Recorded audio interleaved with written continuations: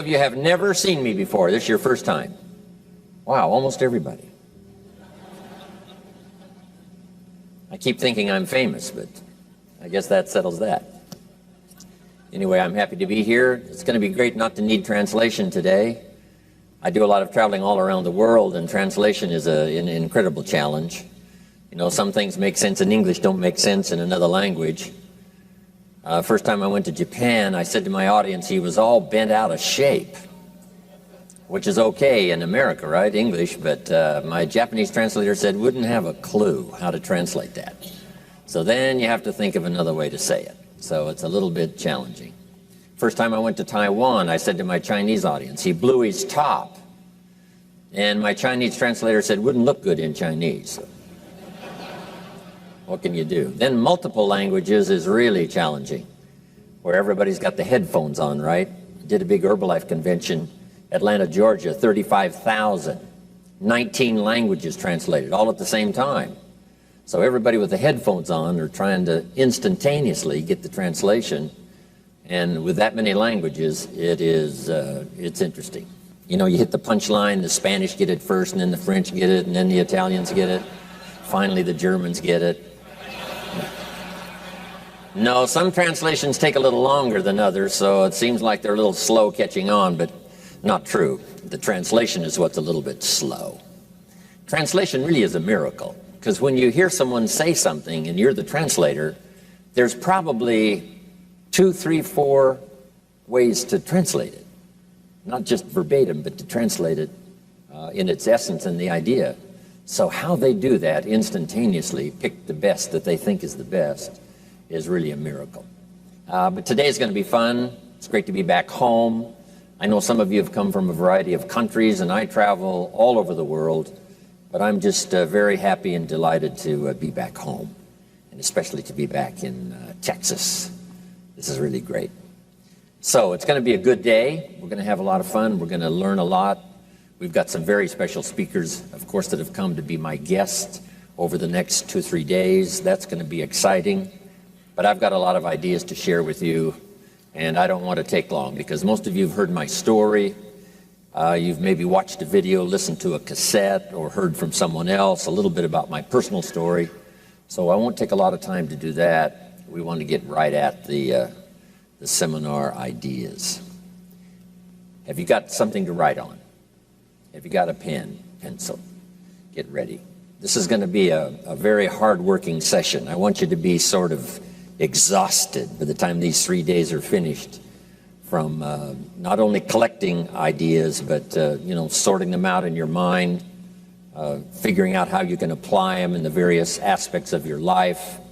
So it's going to be exciting, but it's going to be hard-working. I'm going to work hard. I only do these once in a while, because 2 days going on 3 days is a pretty taxing load. I used to do one every month back when we called it the Adventures and Achievement Days. Tony Robbins was around in those days, ran one of my offices. So I used to do this 2-day every month. Once in a while, it would stretch over a 2-month period. So the workload back then seemed to be a little easier. But as the years pile on, 2.5 days seems a bit heavy. But I'm excited about being here. I'm well rested. I've been to my farm up in Idaho, southwest Idaho, where I make a little wine, grow a few crops. The old family farm, which is a great getaway place for me. So I've just recently come from there. So I'm feeling good and excited about having all of you here. It's still a bit overwhelming for me, especially when I come just from the old family farm, because I grew up there. I was born in Yakima, Washington, but my parents moved to southwest Idaho when I was 1 year old. So I was raised in southwest Idaho. So when I go back to the farm, I have breakfast with the farmers like my father did for so many years, and enjoy life there. And of course, a lot of them I went to school with in my school days. Some of them are still there farming and banking and real estate and doing all kinds of things. So it's a get-together sometimes, almost every time when I go back home. And as I wander around that part of the country, it just amazes me. Maybe I've just gotten back from Russia. And so I'm sitting there with the farmers in the morning telling them about my recent trip to Russia. A little hard for them to believe. I'm going back to Russia this year for my 4th visit. It started 5 years ago. And guess what I've been teaching the Russians? Capitalism. My first visit 5 years ago in Moscow, I had 8,000 people in my first class. Not far from the Kremlin, Jim Rohn, farm kid from Idaho, teaching capitalism to the Russians in Moscow. It's a bit mind-boggling. So when I get back home from these incredible travels, it's just seems so amazing to me that from where I started to where I am today has been an incredible journey. But a lot of it has been thanks to all of you over the years that have heard my story, listened to my material, benefited somewhat by it, and perhaps I've played just a little bit of a part in your success story. Some of the success stories I know of the people who have done some pretty dramatic things. Jot this down, it's one of my best lines for the day. It's very exciting when your name appears in someone's testimonial. That's an opportunity I've had for myself over the last almost 40 years now, is to make a contribution to someone's life, ideas, association, influence of some kind, and then later to have them say, I met this person, here's the contribution they made, it has served me well now in my life, business, personal, social, spiritual, and then for your name to appear in that testimonial, it's exciting. So guess why I'm here today and for this weekend? As the years unfold for me over the next 5, 10, 15, 20, 30 years, I would like to have my name appear in your testimonial. And just perhaps, this session here this weekend might be an extraordinary one. It might be special, might be unique, and the things we accomplish here in sharing ideas, passing along our experiences, it might be just the right time for you. And then over the years, perhaps, my name might appear in your testimonial. But I can assure you now that this occasion will appear in my testimonial, as I often share when I go back home to California with my grandchildren and my children, my experiences as I travel around the world. So what they look forward to after I get back from Texas is to describe to them and tell them all the things that happened on a weekend like this. So I promise you that at least collectively, some of you individually because I know you, you're my friends, but at least collectively in this dramatic occasion for me this weekend, this experience that we are all going to share will appear in my testimonial when I share with my children, my grandchildren, and of course my friends, and of course my friends from Idaho, when I share with them one more time, one more experience. So that's why I'm here, and that's why it's exciting for me.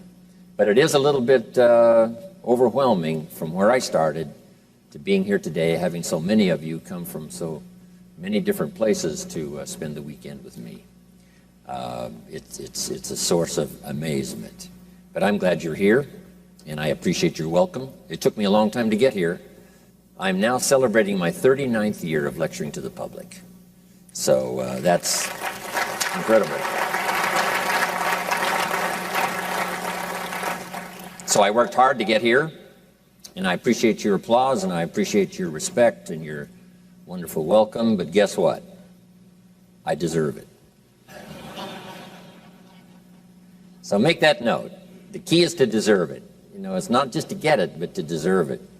So 39 years going on 40 now brings me here. I've been out there serving a long time, sharing ideas, and then it's wonderful to come one more time to have so many give me such a welcome.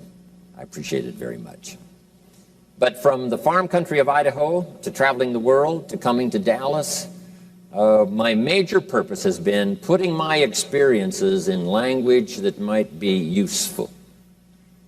And that's a note to make, learning to put your experiences into language that might be useful to someone else. We first try to do that when we have children.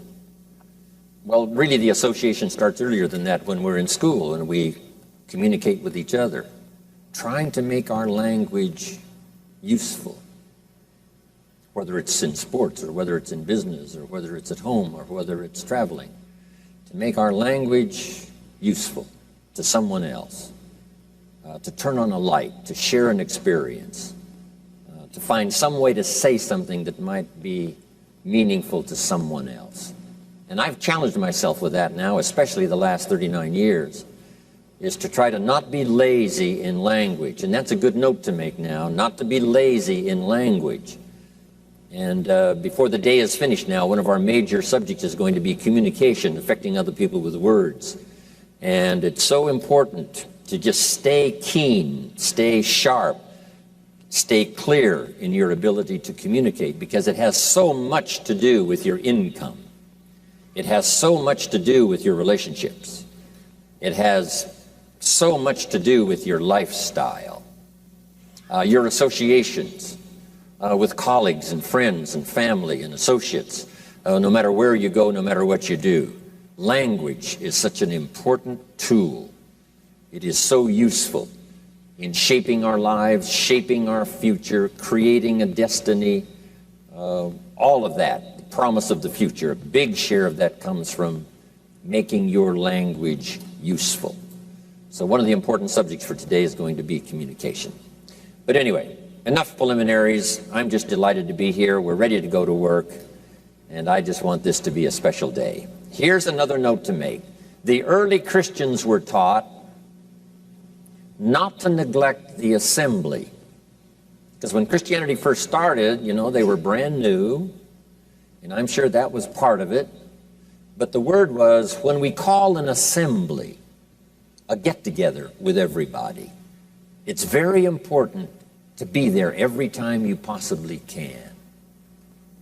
A constant reminder that wherever there's good ideas being taught, whether it's the lyrics of a song from a presentation or the message from a minister on a Sunday morning, or whether it's a play on Broadway, or whether it's conversation with a group that's gathering, it's important to be at every occasion you possibly can, where good ideas are being shared and someone's influence is going to be valuable.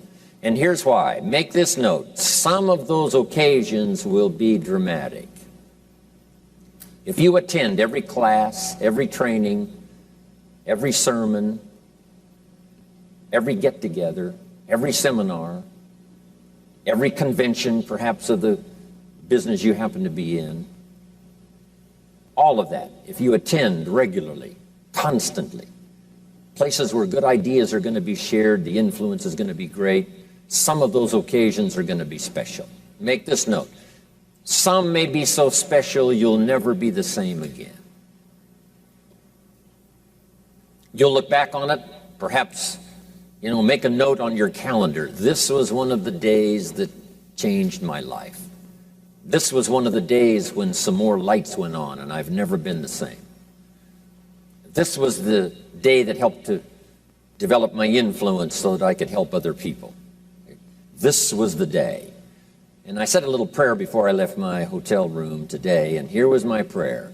I hope this is one of those special days. I don't know particularly where you are in your life, whether it's springtime, you've got something new going, summertime, you're toughing it out. For maybe some of you, it's wintertime, you've got some heavy experiences to handle. For some of you, I know it's harvest time, because I know some of you, and you're cashing in on, past years of sowing and doing your job, and now things are really going extremely well. But whatever time I have caught you, whatever season, I just hope this is one of those special days when the atmosphere is right and the association is right, because a big part of this weekend is going to be associating with the people you'll have a chance to meet here. Because here's what's important, and make this note. That's why I've invited some guests on this special weekend to come and be with me. It takes more than one voice to learn everything we need to know to shape our lives. No one person has all the answers. The Bible is a collection of 66 books. Not just one author, not just one, but a collection. And that's why seminars and study time is so valuable. It's a chance to hear from another voice, another collection of voices.